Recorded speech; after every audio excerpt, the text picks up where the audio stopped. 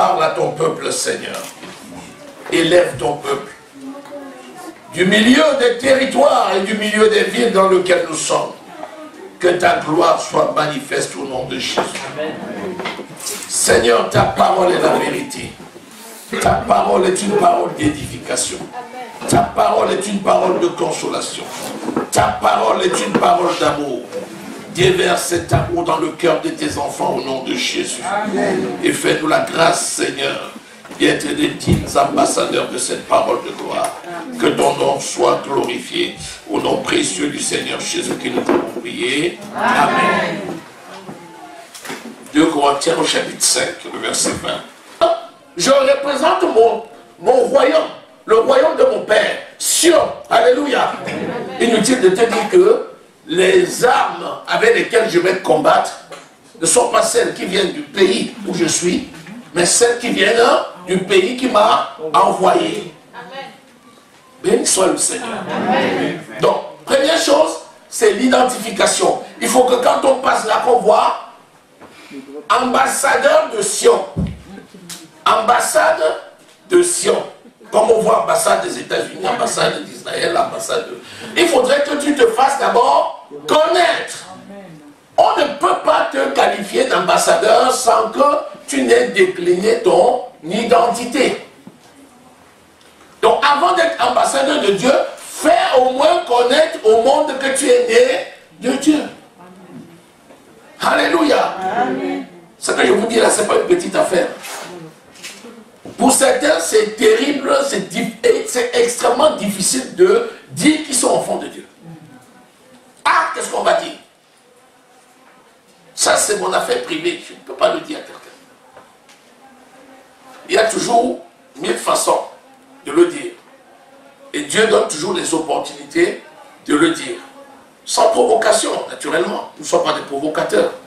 Mais en déclinant seulement ton identité, les gens sauront déjà qui tu représentes. Et quand ils auront besoin d'écouter quelque chose qui relève de ton pays, c'est à toi qu'ils vont se référer. Alléluia. Amen. Le premier caractère et le plus courant et le plus important de tous, c'est l'amour. C'est la manifestation de l'amour. Parce que Dieu est amour. Donc si Dieu est amour, ses ambassadeurs doivent être amour. Et amour, on est amour parce que on répond à la définition de l'amour. Si Dieu est amour, son ambassadeur est amour. Donc si quelqu'un a besoin d'amour, il connaît l'adresse. Je vais à l'ambassade de Sion, parce que là-bas, il y a l'amour. Et quand ils viendront, ils verront l'amour dans sa plénitude. C'est-à-dire, dans ses caractéristiques et dans ses dimensions. Vous voyez? L'amour, dans ses caractéristiques et dans ses dimensions. Parce que vous voyez, tout ce qu'on rencontre peut être quantifiable. Soit quantifiable en termes numériques, soit quantifiable en se disant, il a des dimensions, c'est démesuré, on peut le mesurer dans tel axe, on peut le mesurer dans tel autre axe. L'amour de Dieu n'est tout simplement pas mesurable. Tellement il est grand, tellement il est important. Alléluia. Amen. Disons Éphésiens au chapitre 3. Je lis à partir du verset 14.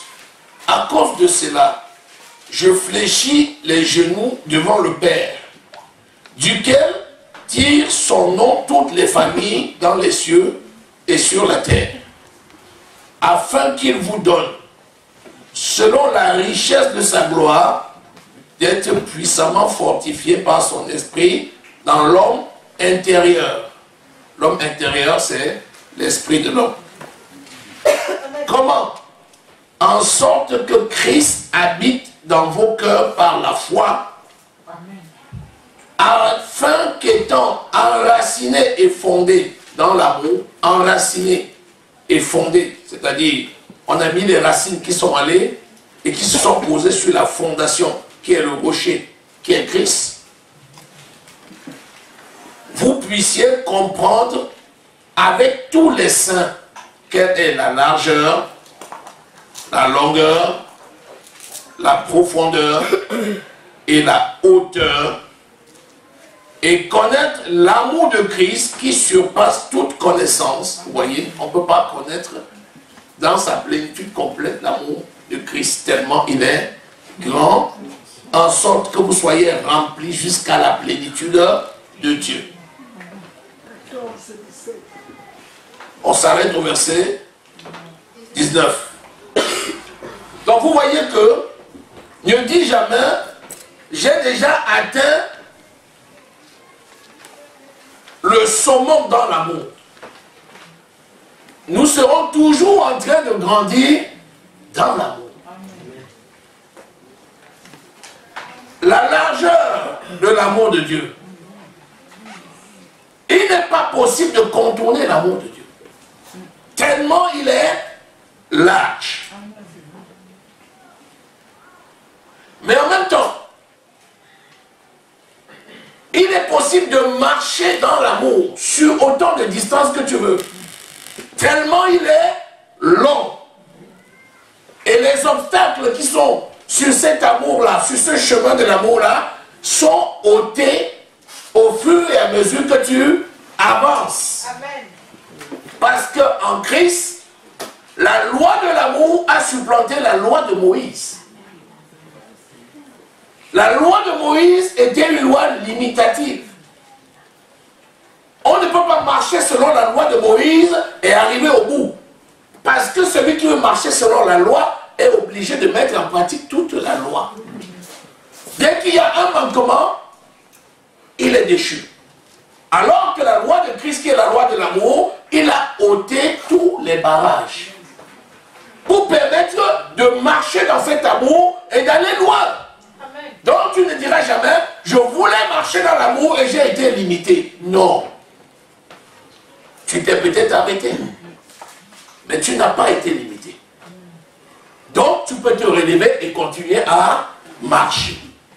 Alléluia. Amen. La hauteur de l'amour de Dieu. Qui dit hauteur de l'amour fait penser à la hauteur des montagnes ou des difficultés ou des problèmes. L'amour de Dieu supplante toute difficulté. Il n'y a aucune difficulté dans ta vie, aucune montagne qui puisse se dresser devant toi et qui puisse supplanter l'amour de Dieu. L'amour de Dieu aplanit toutes les collines, toutes les montagnes devant toi. Alléluia. C'est pour ça qu'il dit, si vous avez la foi et si vous dites à la montagne, montagne, ôte-toi de là et jette-toi dans la mer, la montagne serait ôtée et serait jetée. Pourquoi? Parce que c'est ton amour qui va supplanter la montagne pour l'aplaner. Alléluia.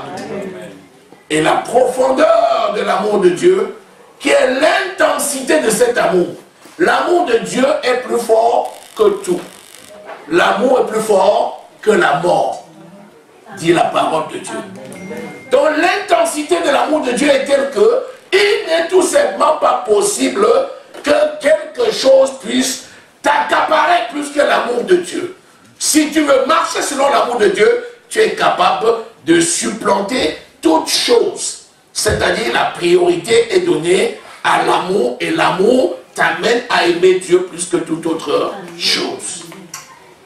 Et il dit, dans les dimensions de cet amour, tu as la liberté d'aller et d'aller loin.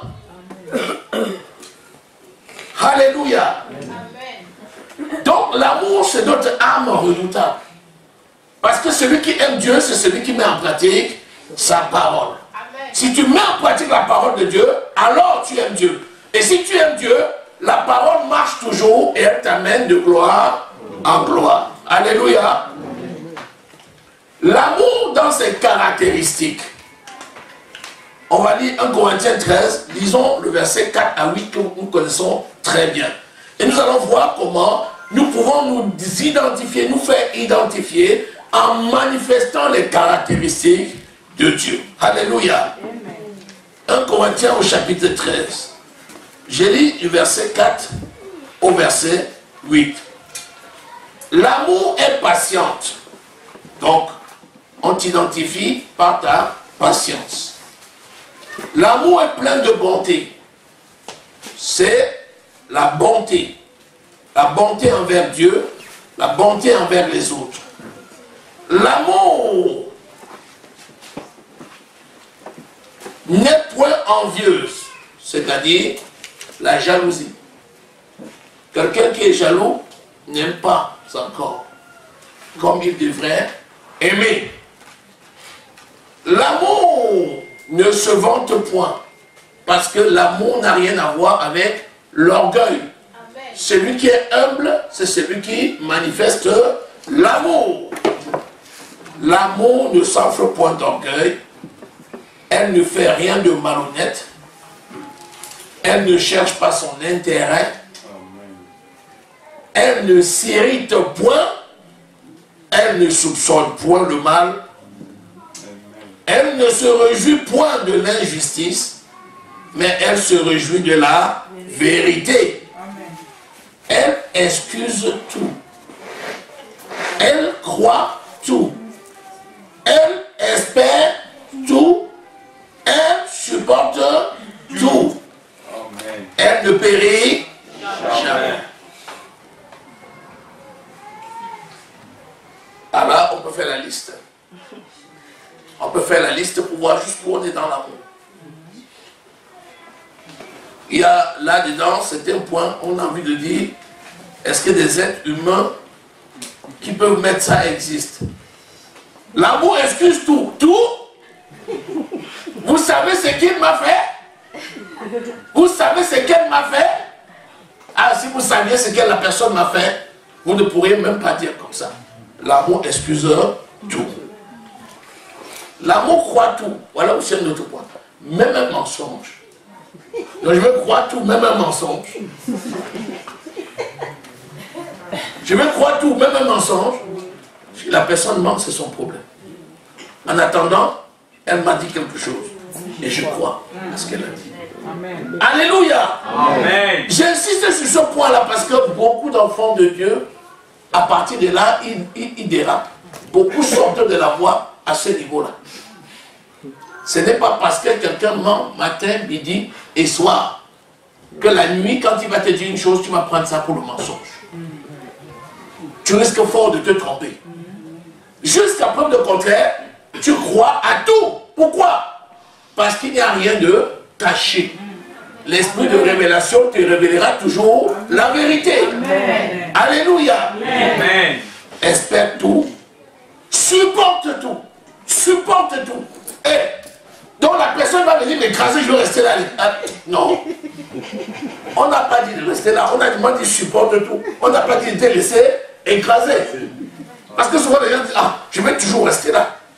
Quand Jésus arrivait dans une ville, quand on l'attrapait, il fuyait, il partait dans une autre. Vous voyez que Jésus est faible? Non. Nous allons de lieu en lieu. Amen. Nous changeons de position. Ça ne veut pas dire que on se laisse écraser. Amen. On trouve des motifs d'excuse à l'autre. C'est-à-dire, on trouve des situations qui peuvent permettre à l'autre de se sortir du piège dans lequel il est. Amen. C'est pour ça que si tu sais que ta présence irrite, évite de te présenter devant lui, devant elle. Ça ne veut pas dire que tu la détestes, mais ça veut dire tout simplement que tu utilises les situations, tu connais les situations qui la mettent en difficulté, évite cette situation pour l'aider à s'en sortir. Amen. Amen. Amen. Alléluia. Amen. Et cet amour, dans ses caractéristiques, telle qu'elle est là, dites, elle s'exerce dans deux axes. Il y a l'axe vertical, qui est la relation qui te lie directement à Dieu au travers de sa parole. Amen. Et il y a l'axe horizontal qui te lie à tes frères. Amen. Et quand tu prends les deux axes, ça te donne la croix. Amen. L'amour se matérialise dans l'axe vertical et dans l'axe horizontal. Et c'est ça qui détermine la croix. Dieu a tant aimé le monde qu'il a donné son Fils, qui par sa mort à la croix a donné la vie éternelle. Et il n'y a pas d'amour plus grand que celui-là. Alléluia. Amen. Aimez-vous les uns les autres comme je vous ai Amen. aimé. S'il y a lieu, pardonnez-vous réciproquement. Amen. Alléluia. Amen. Le Seigneur dit, si tu vas faire ton sacrifice et que tu te rappelles que tu as un problème avec quelqu'un, laisse d'abord ton sacrifice au pied de l'autel, retourne, vois la personne, arrange avec lui, puis reviens et donne ton sacrifice. Amen. C'est trop fort. Amen. Amen. Si tu viens faire un sacrifice et que tu te rappelles, et que tu te souviennes que tu as un problème avec ton frère, qui t'a souvenu, qui t'a donné le rappel? C'est le Saint-Esprit. C'est le Saint-Esprit qui à cet instant-là a dit, associe à ton sacrifice ton frère. Parce que ton sacrifice en lui-même, il est recevable. Parce que tu es qualifié. Mais parfois, tu dois devenir une occasion de grâce pour les autres. Il dit maintenant, je vais l'agréer. Mais je veux que tu associes ton frère. Ce n'est pas à tout moment que l'on va chercher un frère pour se repentir avec lui ou bien pour demander mutuellement pardon. Parfois, tu as commis une situation, tu viens au Seigneur, tu dis pardonne-moi Seigneur. L'Esprit te convainc que c'est terminé. L'Esprit touche le cœur de l'autre et puis tu te rends compte que tout marche. Mais parfois tu dis pardonne-moi Seigneur. Il dit va aussi dire à l'autre. Ça veut dire j'ai déjà agréé ton sacrifice, mais les autres doivent être au bénéfice de ta grâce. Amen. Et en ce temps-là, c'est avec empressement que tu vas, je t'aime. C'est-à-dire, tu dis non, il n'y a même pas d'explication. Je viens souvent te dire que je t'aime. Amen. Vous savez, pour régler ces questions-là, parfois, on n'a même plus besoin de rentrer dans le détail. Parce que le détail égare. Amen. Le je t'aime, on dit l'amour couvre une multitude de péchés. Amen. On dit l'amour couvre. Ça veut dire qu'on n'est pas allé chercher le détail. Quand l'amour couvre la multitude de péchés, ça veut dire on est venu retrouver la montagne de péchés, on a pris l'amour, on a jeté dessus. Amen. Exactement comme tu utilises quelque chose pour éteindre le feu. Tu ne t'en vas pas chercher dans les flammes pour savoir la flamme bleue, de la flamme rouge, de la flamme verte. Il y a l'effet de blast. Si tu vas chercher quel type de flamme, ça va te brûler. Amen. Tu viens seulement, tu recouvres la flamme de l'amour. Amen. Alléluia. Amen. Béni soit le Seigneur. Amen. Deuxième caractéristique, c'est la confession, la parole. Josué 1, verset 8, nous dit que cette parole de la loi ne s'éloigne point de ta bouche. Médite-la jour et nuit pour agir fidèlement selon tout ce qui y est écrit. Et c'est alors que tu auras du succès dans tout ce que tu vas entreprendre, c'est alors que tu réussiras. On a dit que la parole ne s'éloigne pas de ta bouche. Est-ce qu'on a dit de ton cœur? On a dit que ça ne s'éloigne pas de ta bouche. Or, la bouche parle de l'abondance du cœur. Alléluia. Amen. Proverbe 18. La bouche parle de l'abondance du cœur. Alléluia.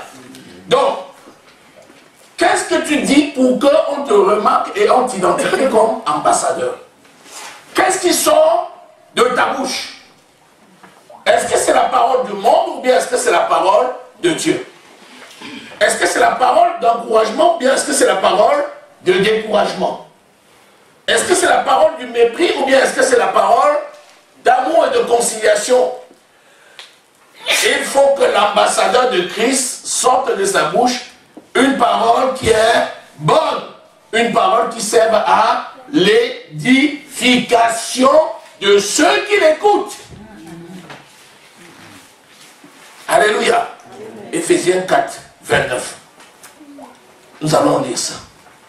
Nous allons considérer celui qui nous écoute.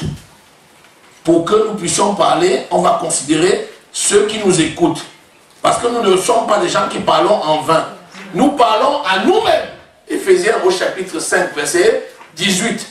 Nous parlons à nous-mêmes en déclarant sur nous la parole de gloire pour nous édifier. Mais nous parlons aussi aux autres pour les édifier.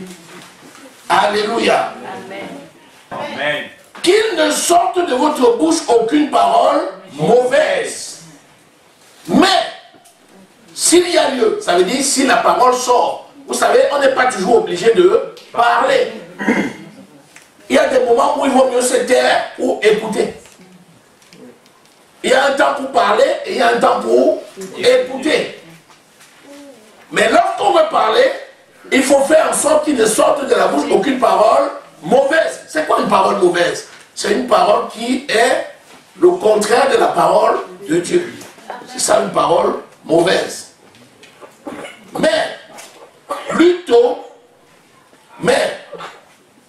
s'il y a lieu, quelques bonnes paroles qui servent à l'édification, qui servent à construire, qui servent à la communication et qui communiquent une grâce à ceux qui l'entendent. Donc un ambassadeur, quand il arrive, il ne vient pas amuser la galerie. C'est pas un clown. L'ambassadeur ne vient pas avec un nez rouge pour faire rire.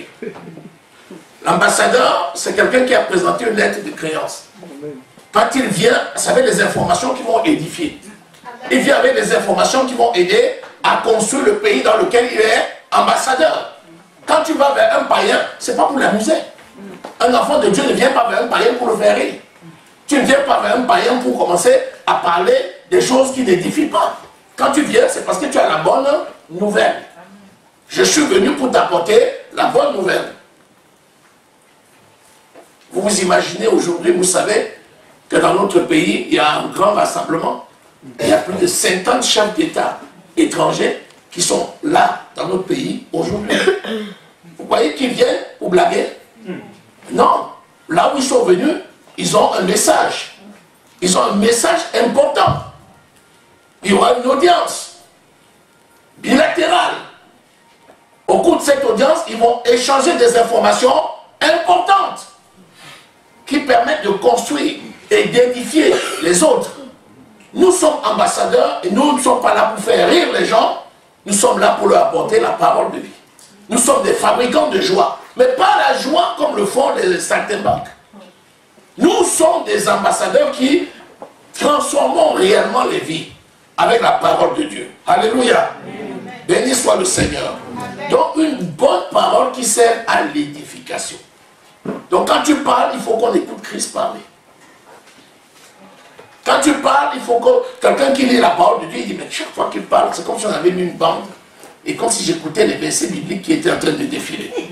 Plus le temps passe, et plus tu grandis dans la connaissance de Dieu, plus ta parole va être complètement influencée, et tu vas transformer tous les termes que tu avais l'habitude d'utiliser, pour utiliser les termes de la parole de Dieu. En sorte que, chaque fois que tu parleras, comme Jésus, quand Jésus parlait, il y avait toujours une foule de personnes qui disaient « Jamais personne n'a parlé comme cet homme ». Parce que quand il parlait, c'était toujours, il apportait une parole de sagesse. Les gens disaient « Venez vous instruire » parce que vous vous rappelez qu'on a envoyé des soldats pour aller arrêter Jésus.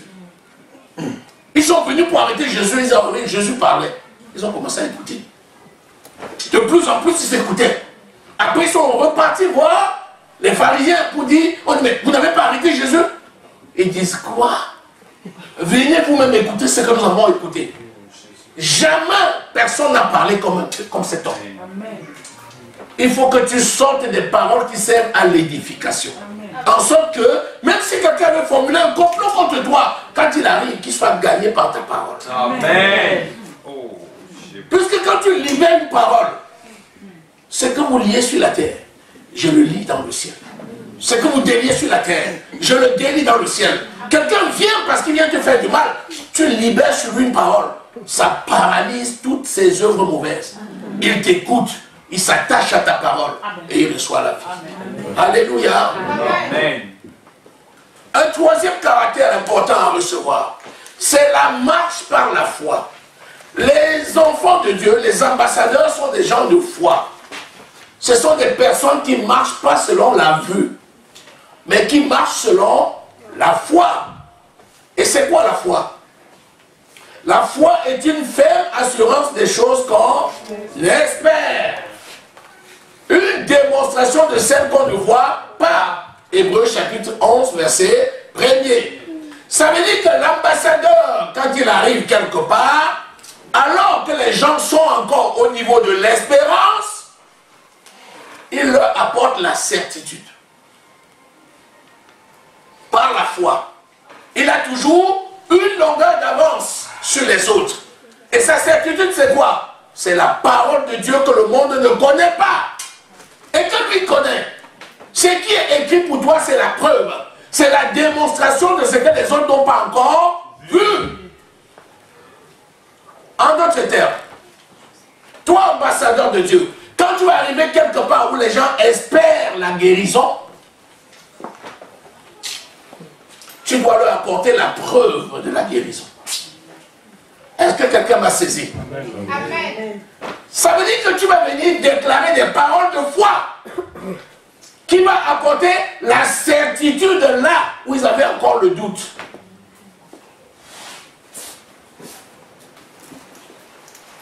Et la très sainte foi, Jude 1, verset 20, c'est la foi qui opère dans l'amour. Vous voyez que l'un ne peut pas se faire sans l'autre. Si tu n'as pas démonté le caractère de l'amour, tu ne peux pas opérer dans la très sainte foi.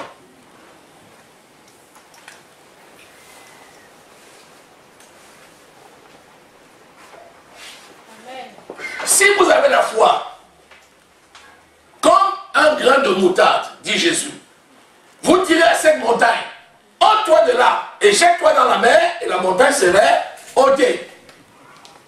Jésus est venu devant le figuier, il était avec les disciples, il vient chercher la figue, il ne trouve pas la figue, il y avait des belles feuilles. Il dit, figuier, jamais personne ne mangera plus de ton fruit. Et il ne se tournait pas, et les disciples l'ont suivi. Sauf que les feuilles n'avaient pas séché, le tronc n'avait pas séché, et pourtant Jésus avait parlé. Les disciples sont partis avec lui. Le lendemain matin, il repasse par là, et Pierre regarde comme ça, il dit, mais c'est l'arbre là. Maître, l'arbre que tu as maudit hier a séché des feuilles jusqu'à la racine. Oh, maître, ta parole est la vérité. Ah bon? C'est seulement maintenant que vous savez que ma parole est la vérité? Ça fait 24 heures que je vous l'ai dit. Les gens de foi, ce sont ceux qui s'attachent à la parole qui avait été libérée la veille. Amen. Ça, c'est la foi, le type de foi de Dieu. Amen. Un ambassadeur regarde la parole de Dieu et c'est ça la preuve. Il ne cherche pas une autre preuve. La parole de Dieu te dit, tu es béni, tu es béni. Amen. Tu touches l'argent dans tes mains ou pas, tu es béni. Amen. On te dit qu'il y a une situation ou pas, tu es béni. Amen. Je sais une chose, je suis béni. Amen. Amen. Naturellement, les gens vont te regarder comme un fou. Même sinon, tu ne serais pas enfant de Dieu. Les choses de Dieu sont une folie pour ceux qui périssent. Mais pour nous, c'est la puissance de Dieu. Tu dois avoir une longueur d'avance sur les autres. Sinon, tu n'es pas encore le digne ambassadeur. Tu es encore le petit ambassadeur qui n'a pas encore présenté ses lettres de créance. On vient de t'envoyer, tu es encore dans l'avion. Tu n'es pas encore arrivé dans le pays. Tu vas arriver, mais tu n'es pas encore arrivé. Il faut toujours que tu aies une longueur d'avance sur les autres. Il faut que tu vois avant que les autres ne voient. Là où les gens s'interrogent, tu as déjà la réponse. Et je vous le dis en vérité, si deux d'entre vous s'accordent pour demander quelque chose sur la terre, il n'a pas dit dans le ciel. Et qu'il ne doute pas, mais il croit que ce qu'il demande arrive, vous le verrez s'accomplir, quelle qu'elle soit. Et au moment où vous avez demandé ça, ceux qui sont à côté vont dire, regarde les dormeurs là. C'est des rêveurs, c'est des fous. On n'a jamais vu ça. Mais sauf que quand ça va arriver, ils vont venir fléchir les genoux. Et ils vont dire, vous aviez raison. En général, sur toi, les gens doivent conjuguer au passé. Hey, ton passé, c'est le futur des autres. Amen. Ton passé, c'est le futur des autres. Amen. Ils vont te dire, mais comment tu as su ça? Tu dis, la parole, c'est écrit. Jésus leur dit, c'est écrit. Vous dites que vous êtes les enfants de Abraham. Quand je vous dis que c'est mon père qui m'a envoyé, vous prenez les crayons. Lisez dans votre propre Bible, c'est écrit. Et les gens vont te dire, mais tu connaissais ça, quelqu'un t'avait soufflé. Tu dis, ah, ça c'est la même Bible que nous lisons. Je vous avais dit hier que c'était accompli. Parce que c'est écrit. Et c'est ça qu'on appelle la foi. Marchons par la foi. Ne marchons pas par la vue. Laissons les bébés marcher par la vue. Laissons les païens marcher par la vue. Mais nous, ambassadeurs, marchons par la foi. Dans ma lettre de créance, c'était déjà écrit que dans ma relation bilatérale avec eux, je construirai une salle de conférence dans ce pays. Amen. Je n'en suis plus au niveau de j'espère. C'est déjà accompli. Parce que dans mon royaume, lorsque c'est acté, est-ce que quelqu'un a saisi? Amen.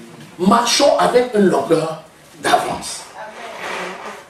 Là où les gens s'inquiètent, tu es dans l'assurance.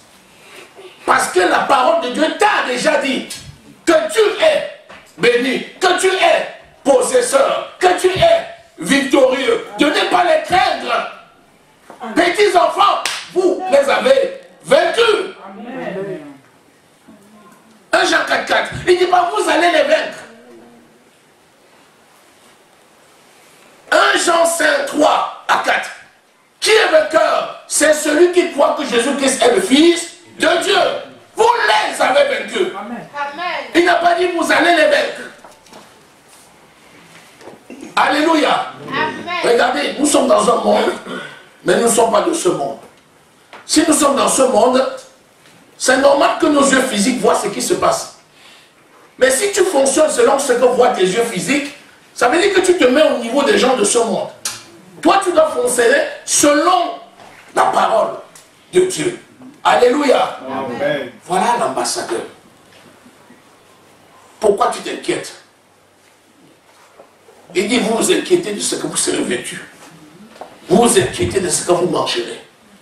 Je vous invite seulement à regarder les éléments de la nature. Toi qui es héritier, regarde l'oiseau. L'oiseau ne sème pas. L'oiseau n'amasse pas. Mais l'oiseau mange chaque jour. Toi, tu as compte bancaire. Tu as grillé. Tu as maison. Tu travailles. Tu épargnes. Et c'est encore toi qui te plains. Non! Ne te plains pas si je prends soin de l'oiseau qui ne fait rien de ces choses, à plus forte raison de toi qui es né de moi. Ne t'inquiète pas. Ne t'inquiète pas. Alléluia. Et répond un peu. Hein. À un moment donné, il faut que les gens nous disent, est-ce que ses pieds touchent le sol là? On a l'impression celui-là qu'il a des ailes et qu'il vole. Parce que tu dis des choses tout d'avance. Quand tu dis les gens rient, on dit, ah, il a raison. Il avait déjà dit ça comme ça, c'est arrivé. Et puis il avait dit ça, c'est arrivé. Après, tu vas voir que tu as une longueur d'avance et tu deviens ce que la Bible appelait le voyant. Dans l'Ancien Testament, les prophètes, c'était des voyants. Quand on voulait connaître quelque chose sur ce qui va se passer, on allait consulter le prophète. Aujourd'hui encore, il y a les prophètes. Et ce prophète-là, c'est toi. Amen. Les gens apprendront à venir te demander, voici, il y a telle situation, qu'est-ce qu'on fait? En ce temps, tu leur diras, voilà, commencez par entrer dans la maison, et ensuite vous verrez ce que je vois. Amen. Alléluia. Amen. Le dernier point, caractéristique, c'est la soumission. Amen. La soumission. Si tu n'es pas soumis, d'abord c'est quoi soumettre? C'est vraiment comme son nom l'indique, hein? C'est mettre sous. Soumettre, soumettre. C'est mettre en dessous de. En général, on se soumet à ce qui te protège. Quand il y a un obus, on rentre sous les bunkers. On se met sous le bunker pour se protéger de l'obus. Gardez ça. Aujourd'hui, n'oubliez plus jamais. La soumission, c'est un réflexe de protection.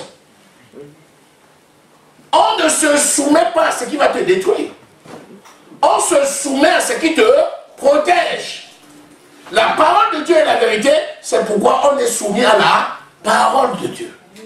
Alléluia. Amen. Jacques au chapitre 1 verset 22. Il dit, mettez en pratique ma parole. Mettez en pratique ma parole. Pourquoi? Parce que mettre en pratique la parole, c'est se soumettre à la parole, c'est rester sous l'autorité de la parole, et la mise en pratique de la parole a toujours des résultats favorables. Amen. Alléluia. Amen. Soumettez-vous à Dieu. Maintenant, après on dit, ah, à Dieu. Est-ce qu'on le voit? Bon, tu vois Dieu pour te soumettre. Bon, allez, Dieu a envoyé Jésus. Jésus dit, si quelqu'un me voit, il a vu mon Père. Amen. Après, quelqu'un dit, depuis que Jésus est parti, personne ne le voit. Allez appeler Jésus. S'il vient lui-même, je vais écouter ce qu'il dit. Jésus dit, comme le Père m'a envoyé, moi aussi, je vous envoie. Et il a envoyé qui? Il a envoyé ses ministres. Vous avez écouté, vous avez lu Matthieu au chapitre 28, verset 18 à 20. Jésus dit, tout pouvoir m'a été donné dans le ciel et sur la terre. Voici, je vous envoie. Allez et faites de toutes les nations des disciples. Donc, cet envoi-là, il nous a fait ambassadeurs en nous envoyant. Il dit, celui qui vous reçoit, me reçoit. Celui qui me reçoit, reçoit celui qui m'a envoyé. C'est pourquoi, lorsque tu viens en tant qu'ambassadeur, celui qui est sage va se soumettre à ton autorité et il va faire ce que tu lui dis, parce que ce que tu lui dis, c'est la parole de vie. Soumettez-vous à vos conducteurs, dit la parole. Hébreu, alléluia, au chapitre 13, verset 17. Soumettez-vous à vos conducteurs. Pourquoi? Parce qu'ils veillent sur vos âmes qu'on devra rendre compte au Seigneur. Dans le conducteur, il y a conduite. Il te conduit où? Il te conduit dans le vert pâturage. Le psaume 23. Donc, quelqu'un a été chargé de vous conduire dans le vert pâturage, c'est le berger. Soumettez-vous au berger. Hébreu 13, 17. Donc, se soumettre au berger, c'est quoi? C'est mettre en pratique la parole que le berger a dit. Et comme Paul dit à Timothée, toi, que personne ne néglige ta jeunesse, mais sois un modèle en toutes choses. Parce que même dans Pierre, il dit, je vous ai accordé ce peuple, non pas comme dominant sur eux, mais vous devez veiller sur le peuple. Alléluia. Amen. Donc quand tu es soumis à l'autorité, c'est pour que l'autorité t'apporte ce dont tu as besoin et te conduise. Alléluia. C'est tellement important. Et celui qui est soumis, c'est quelqu'un qui va toujours être élevé. Parce que se mettre en dessous d'eux, c'est un signe d'humilité. Or, l'humilité précède l'élévation, la gloire. Et la parole de Dieu te dit à la femme d'être soumise à son mari selon le Seigneur. Et il dit, Marie, aimez vos femmes comme Christ a aimé l'Église et s'est livré pour elle. Ça veut dire que tu te soumets sous une autorité qui te garde et qui te protège et qui est prêt à donner sa vie pour toi. Donc se soumettre à son mari, c'est se mettre dans la meilleure position, une position de victoire. Parce que dans cette position, tu es invulnérable. Et dans cette position, c'est toi qui fais briller la gloire qui est sur la tête de ton mari. Amen. Et lui, si lui, il ne te protège pas, s'il ne t'honore pas, s'il ne te garde pas, la Bible dit que le Seigneur n'exaucera jamais ses prières. Donc la notion de soumission c'est une notion de dépendance. L'épouse est soumise à son mari parce que le mari est soumis à Christ. Donc si le mari joue le rôle qu'il doit jouer, lui, il reçoit de Christ une onction qui dépend sur son épouse et c'est ainsi que la famille est bénie. Alléluia. Amen. Amen. Il dit aux enfants, soyez soumis à vos parents. Les enfants sont soumis pourquoi? C'est le seul commandement qui est accompagné de promesses. Il dit, enfants, honorez vos parents afin que vous ayez une vie longue et heureuse sur terre.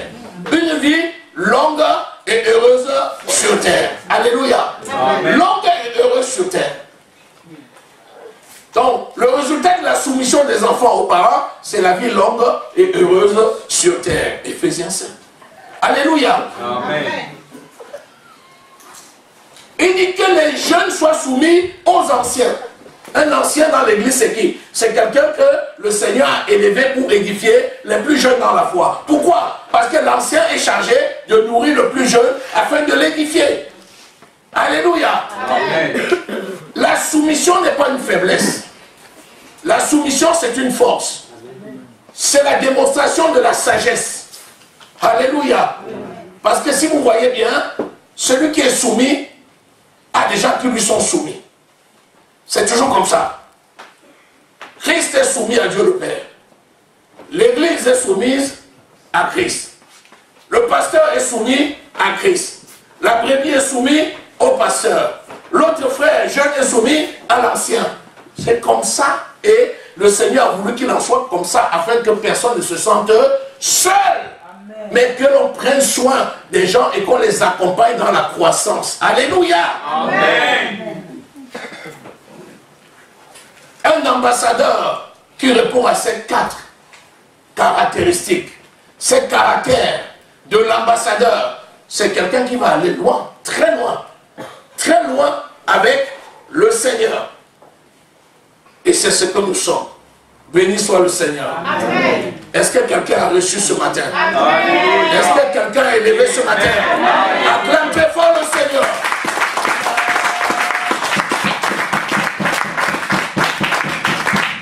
Amen. N'oublie jamais qui tu es. Amen. Tu es ambassadeur. Alléluia. Béni soit le Seigneur. Amen. Vous savez, la parole de Dieu est donnée essentiellement pour édifier. Amen. Puisque la parole de Dieu édifie. Alléluia. Donc prenons cette parole, restons à notre place, jouons le rôle que nous devons jouer, servons l'Éternel et surtout soyons soumis les uns aux autres. Éphésiens au chapitre 5, verset 20. En vous soumettant les uns aux autres selon le Seigneur. Ça veut dire quoi? Ça veut dire que tu as le devoir de respecter chacun dans son appel et dans l'exercice de son appel. Qu'il soit jeune ou qu'il soit ancien, tu dois respecter chacun dans ce qu'il a reçu et dans ce qu'il fait. C'est pour ça qu'il dit d'être soumis les uns aux autres. Tu as beau être un enfant, quand tu prends le micro ici pour rendre un témoignage, tu es en train d'officier. Tu es en train de présider à cet instant-là pour rendre ton témoignage. Il faut que les autres puissent te respecter dans le travail que tu es en train de faire. Parce que le Seigneur est en train d'utiliser la parole que tu libères là pour bénir. Amen. Alléluia. Est-ce que nous sommes bénis? Amen. Acclamons très fort le Seigneur.